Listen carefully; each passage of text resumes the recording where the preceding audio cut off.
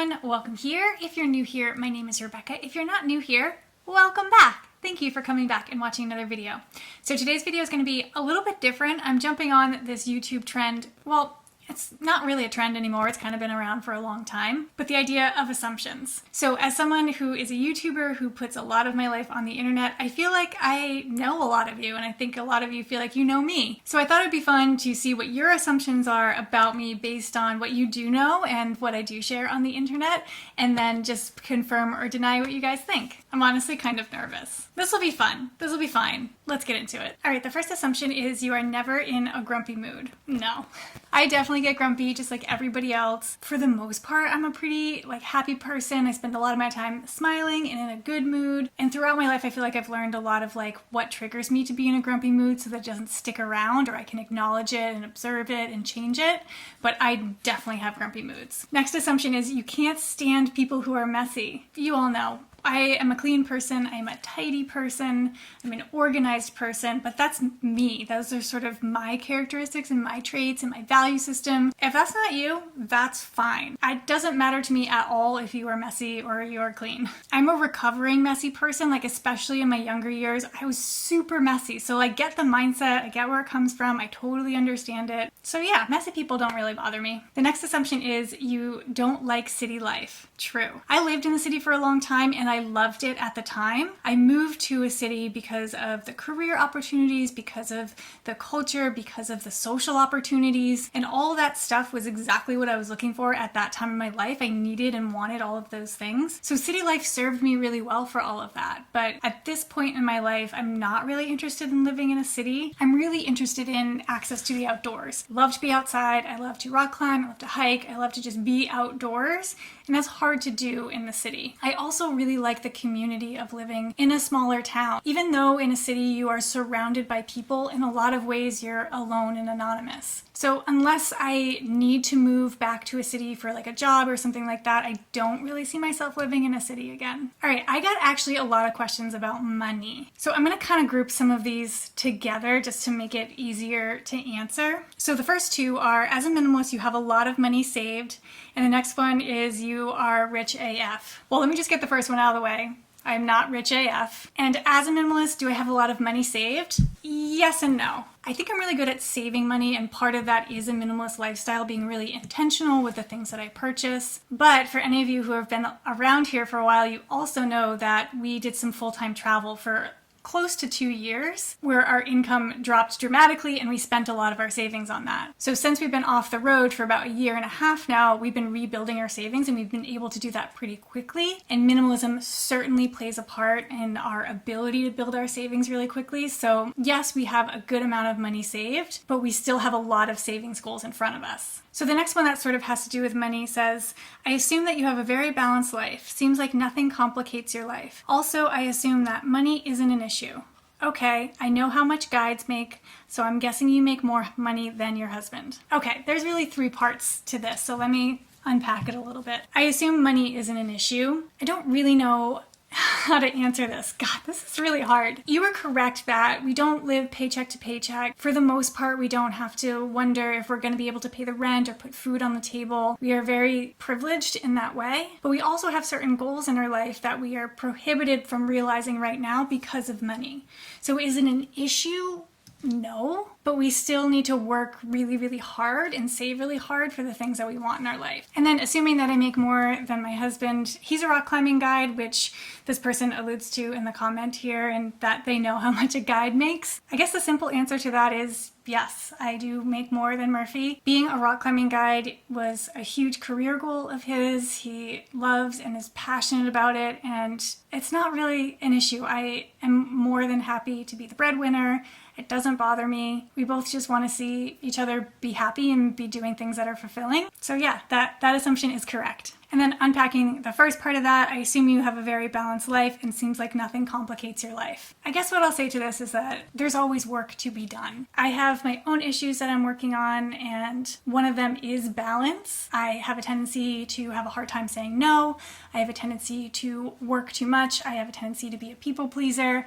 All of those things complicate my life, but I also understand that those are very privileged complications. I have pretty good non-toxic relationships in my life. I have good friends, good family. So you're right in that none of that really complicates my life, but there are still things that I'm working on. The next assumption is being healthy comes easy for you. I think being healthy is like a little bit ingrained in me. I grew up playing sports. I lived in a house where exercise and nutrition was prioritized. I have an easy time prioritizing movement and prioritizing healthy food because I know those things make me feel good, but I have a harder time balancing things like stress and energy level and emotional output, if that makes sense. And all of those things are part of a healthy lifestyle. So I think I kind of have the table stakes down. You know, it is easy for me to feed myself nutritious food and to make sure I get movement in, but it's some of those more subtle things that are included in a healthy lifestyle that are a little bit harder for me. All right, next up, my assumption is that your parents were outdoorsy people and that you had a very adventurous childhood. I would disagree with this. I would not call my parents outdoorsy people. They definitely do stuff outside, like they would go for a hike or go for a bike ride. And I grew up on the beach in a surfing town, so growing up I tried to learn how to surf.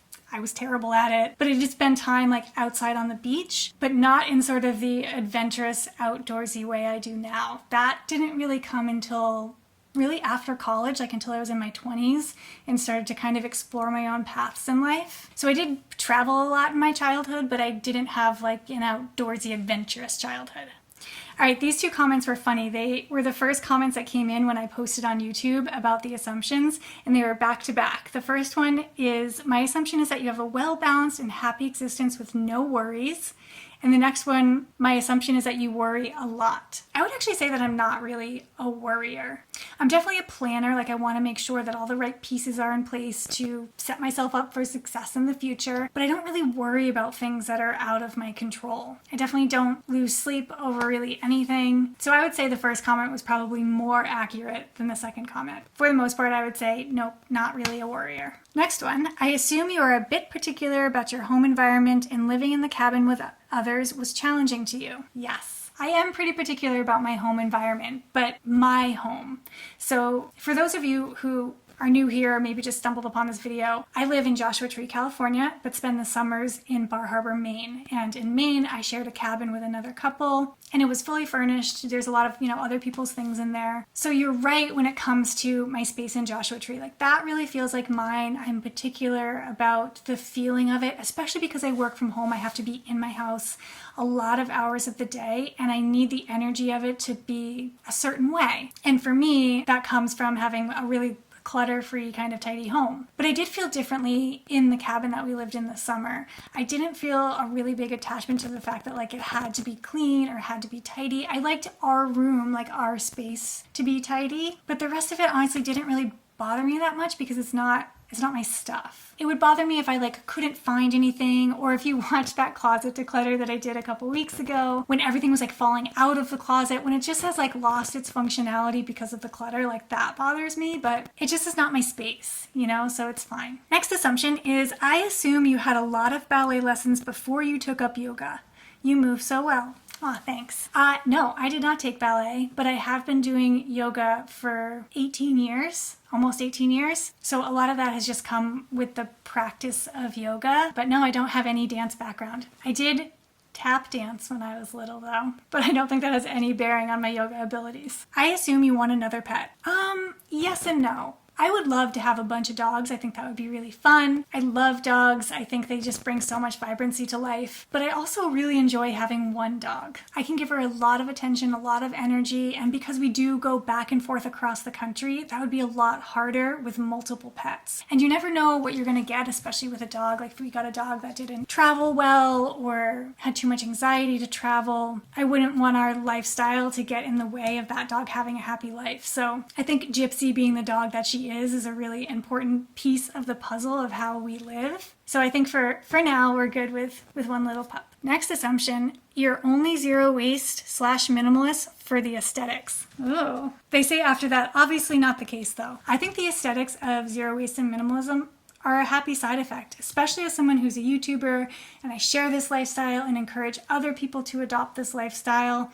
The fact that it's pretty to look at kind of helps. It's definitely not the root reason of why I do the things that I do, but it is kind of a happy outcome of it. I assume that you get bored in that cabin. They're again referring to the cabin that we were living in Maine this summer. It's actually kind of the opposite. I felt myself really fulfilled with very small things. Like I cooked a lot this summer. I went on a lot of hikes. I enjoyed the national park that we were in. There were very few moments when I just was like twiddling my thumb being like, I'm bored. I assume you do not have a sweet tooth. False. I have a huge sweet tooth. If I could eat like chocolate cake and cookies for breakfast for the rest of my life, 100% sign me up. But I also know the way that lots of sugar makes me feel, and I always feel lethargic and bloated and tired. So while I love sweets and sugar, I don't always have it because I know how it makes me feel. Next assumption is you have a strong sense of who you are.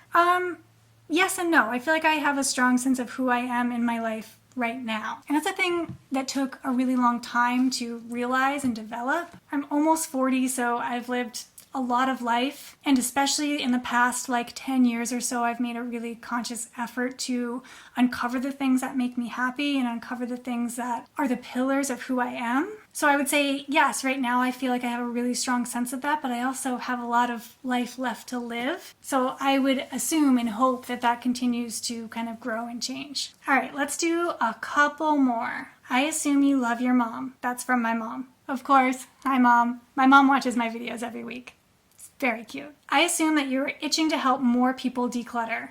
100%. If you missed the video a few months ago, I helped my friend and her family of 6 declutter their kitchen, and I loved doing it. You guys loved watching it. I think it had lots of views. It was really popular, and I would love to do that more. It's a little tricky, I think, with COVID and going into people's houses right now, but that's definitely a future plan of mine and for this channel, is to help more people declutter and adopt minimalism and zero waste. All right, let's end with a good one. Oh, here's a good one. I assume you want YouTube to be your full-time job. That would be cool.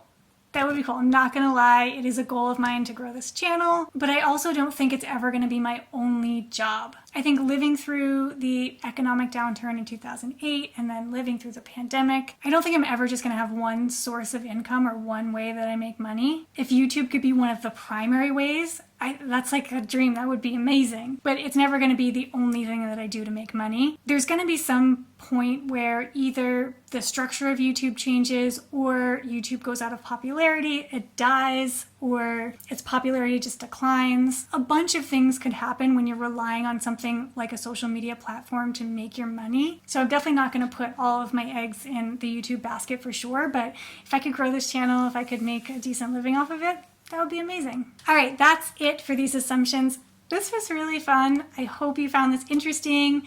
If you did, make sure to like this video, subscribe so I can realize my YouTube dreams. Follow me over on Instagram if you're not already, and I will see you next Tuesday. Bye, everyone. Oh, shit.